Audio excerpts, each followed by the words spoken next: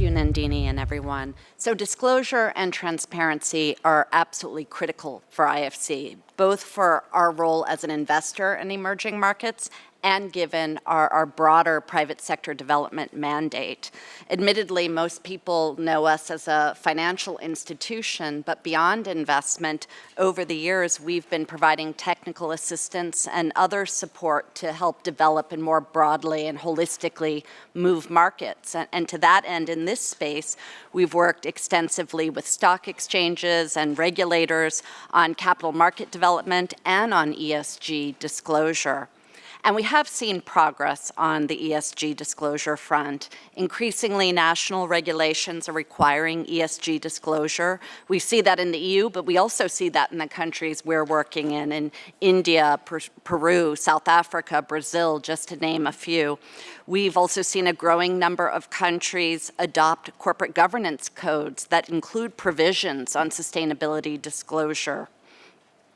IFC to date has actually supported more than 130 corporate governance codes, scorecards, laws, and regulations around the world. We're seeing stock exchanges in many countries now require or at least actively encourage sustainability reporting. This month, by the way, the Lima Stock Exchange is not just going to issue ESG guidance for listed companies, but also KPIs to better measure ESG disclosure in the country.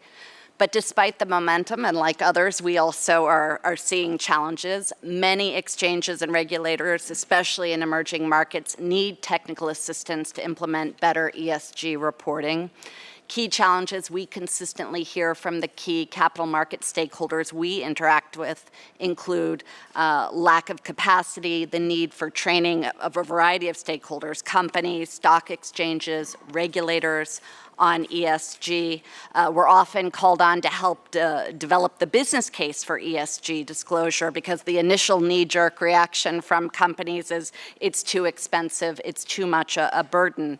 And then given the markets in particular we're working in, we're often hearing there's a need to tailor better practices suited to the level of development of the particular country.